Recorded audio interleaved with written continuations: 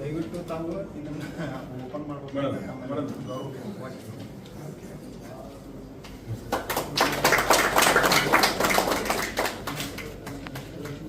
Doctor Baba Saheb Ambedkar ಅವರಿಗೆ, doctor Baba Saheb Ambedkar ಅವರಿಗೆ, ಭಾರತದ ಸಂವಿಧಾನಕ್ಕೆ, ಭಾರತದ ಸಂವಿಧಾನಕ್ಕೆ, ಡಾಕ್ಟರ್ ಬಾಬಾ ಸಾಹೇಬ್ ಅಂಬೇಡ್ಕರ್ ಅವರಿಗೆ, ಭಾರತದ ಸಂವಿಧಾನಕ್ಕೆ, ಭಾರತದ ಸಂವಿಧಾನಕ್ಕೆ, ಡಾಕ್ಟರ್ ಬಾಬಾ ಸಾಹೇಬ್ ಅಂಬೇಡ್ಕರ್ ಅವರಿಗೆ. ಒಂದು ಹೆಮ್ಮೆಯ ಆಸ್ಪತ್ರೆಗೆ ಸರ್ಕಾರದ ವತಿಯಿಂದ ನೂತನವಾಗಿ ನಿರ್ದೇಶಕರಾದಂಥ ವಿಷ್ಣು ಸರ್ ಅವರ ಕುರಿತು ಒಂದೆರಡು ಮಾತುಗಳನ್ನು ಸಿಲ್ವರ್ ಗಂಗರ್ ಅವರ ಹುಬ್ಬಳ್ಳಿ ಶಹರ ಅಧ್ಯಕ್ಷರು ಕರ್ನಾಟಕ ದಲಿತ ವಿಮೋಚನಾ ಸಮಿತಿ ಮಾತನಾಡುತ್ತಾರೆ. ಎಲ್ಲರಿಗೂ ನಮಸ್ಕಾರ.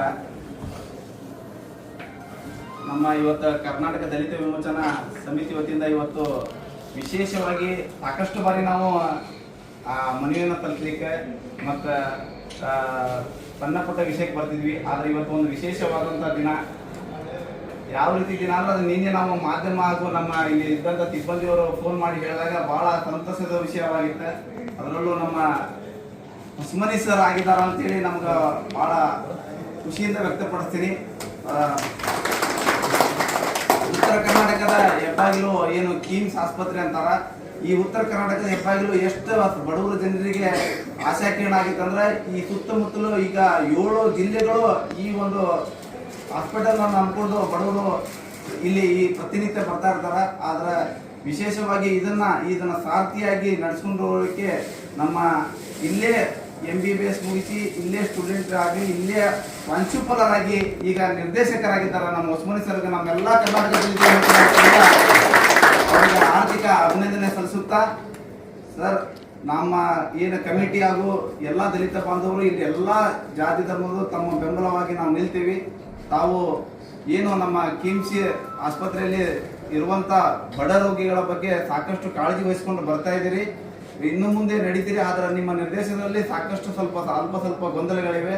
ಅದನ್ನು ತಾವು ಸರಿ ಮಾಡುತ್ತಾ ನಿಮ್ಮ ಬೆಂಬಲವಾಗಿ ಕರ್ನಾಟಕ ದಲಿತ ವಿಮೋಚನೆ ಎಲ್ಲ ಪದಾಧಿಕಾರಿಗಳು ಗ್ರಾಮೀಣ ಭಾಗದಿಂದ ಶಹರ ಭಾಗದಿಂದ ಬಂದಿದ್ದಾರೆ. ನಿಮ್ದು ಯಾವಾಗ ನಾವು ಸನ್ಮಾನ ಮಾಡೇವು ಅನ್ನೋದು ಬಹಳ ಕುತೂಹಲ ಇದ್ದಿತ್ತು. ಅವರ ಎಲ್ಲ ಕೆಲಸ ಕಾರ್ಯವೈಖರಿಗಳನ್ನು ಬಿಟ್ಟು ಇವತ್ತು ನಿಮ್ಮ ಸನ್ಮಾನ ಮಾಡಲಿಕ್ಕೆ ಬಂದಿದ್ದಾರೆ ಅಂದ್ರೆ ಅದರಂಥ ವಿಶೇಷ ದಿನ ಮತ್ತೊಂದಿಲ್ಲ ಅಂತೇಳಿ ನಾನು ಹೇಳಕ್ಕೆ ಇಷ್ಟಪಡ್ತೀನಿ.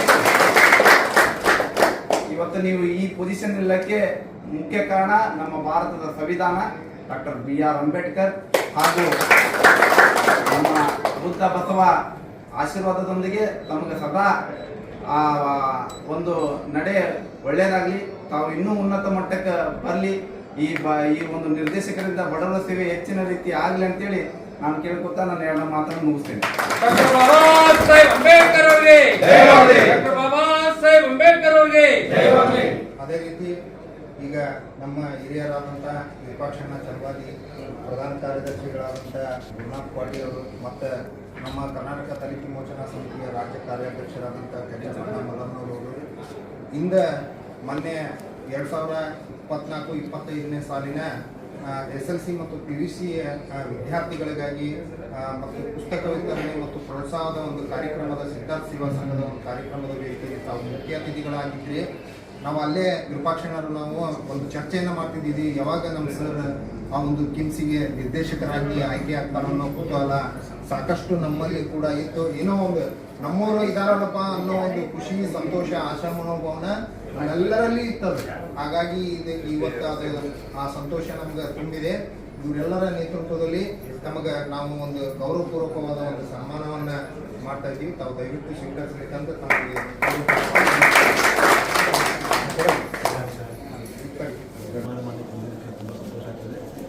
ಇದೊಂದು ಜವಾಬ್ದಾರಿ ಹುದ್ದೆ ಅಂತ ನೀವು ಆಗಾಗಲೇ ಹೇಳಿದ್ರಿ.